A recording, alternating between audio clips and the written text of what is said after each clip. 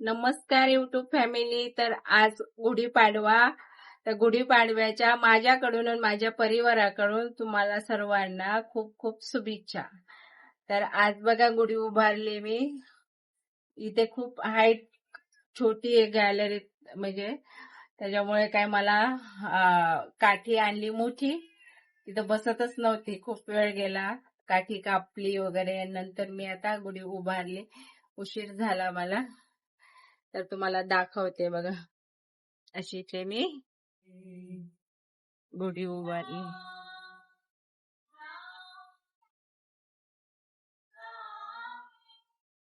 तर खूप वेळ गेला मला याच्यामध्ये. याची हाईट खूप छोटी आहे ग्रीनची. तर अशी हे बघा, अशी पूजा वारा पण खूप सुटलाय.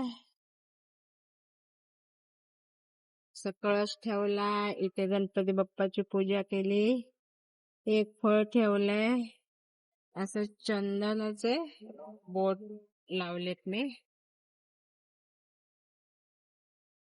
अशी रांगोळी काढली. तर नक्की कमेंट करून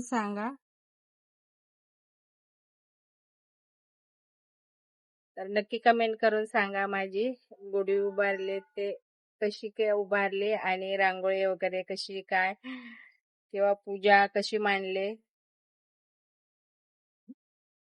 तर चला, आज दिवसभरात आज स्वयंपाक बनवायचा आहे. तर बघा, आता मी उत्तर पूजा केली आणि आता गुढी उतरवायला घेतली. तर बघा, असं मी मेकअप केलाय, साडी वगैरे घातली. सकाळी काय साडी घालायला वेळच भेटला नाही, आणि सगळी कामं करायची असतात, तर मग साडी घालून नाही होत, म्हणून मी सकाळी ड्रेसच घातला होता. तर आता निखिल आणि मी, बघा इथं निखिल आणि मी आता गुढी उतरवतो.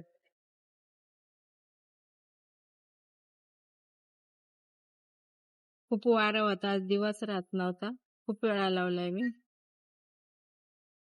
तर चला, आता गुढी उतरून घेते मी. बघा, निखिलला सांगितलंय, कारण मला काय जमलं नसतं. सकाळी माझ्याकडून गाठ खाली. इथं खूप हाईट कमी आहे इथे, त्याच्यामुळे खूप सकाळी प्रॉब्लेम झाले. आधी हळूच हे कर, इकडे घे. तर बघा, आज दिवसभर एवढी मेहनत होती, बापरे.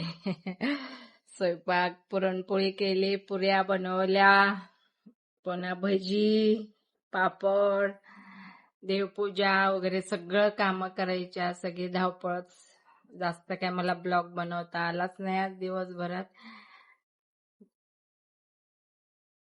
कुठे बाहेर पण जायचं होतं, आज जरा बाहेर जाणार होतं, तर ते पण जायला नाही भेटलं.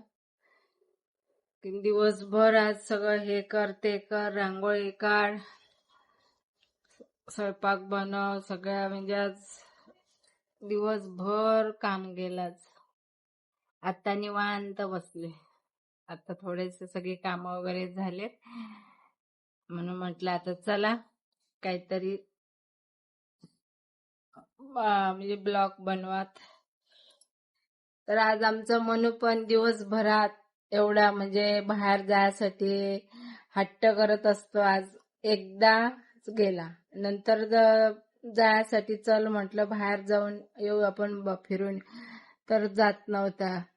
आज काय माहिती त्याला काय झालंय, आज एकदमच घरातच राहिला, बाहेर गेलाच नाही. आता बघा, असं मस्त पैकी झोपलाय सोप्यावरती.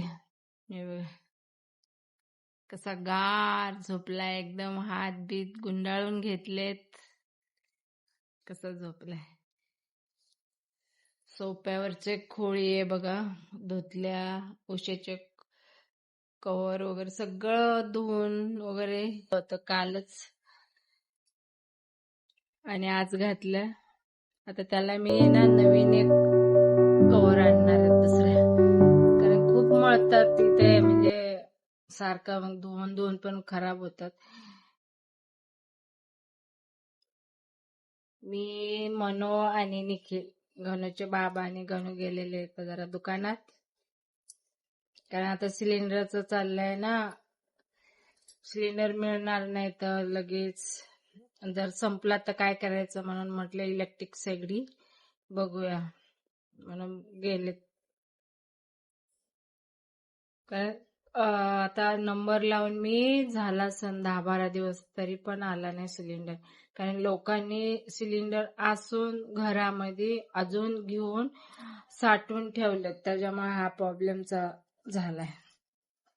ज्यांच्याकडे पाईपलाईन आहे त्यांना काय प्रॉब्लेम नाही. सिलेंडर असून सुद्धा लोकांनी सिलेंडर साठवून ठेवलेत घरामध्ये, त्याच्यामुळे असा प्रॉब्लेम चालू झालाय. तर म्हणून म्हटलं आता काहीतरी सोय करायला पाहिजे आपण. कारण पाईपलाईन आहे ज्याच्याकडे त्यांना काय एवढं हे नाही, पण विनाकारण आता हे सगळं म्हणजे असं आपणच सगळ्या गोष्टी अडचणीत आणतो. तर व्हिडिओ आवडला तर शेअर करत जा, लाईक करत जा, आणि नवीन जे कोण असते त्यांनी सबस्क्राईब केलं नसेल तर सबस्क्राईब नक्की करा.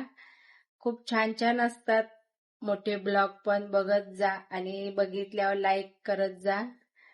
तर चला बाय, भेटू पुढच्या ब्लॉग मध्ये. तोपर्यंत बाय बाय.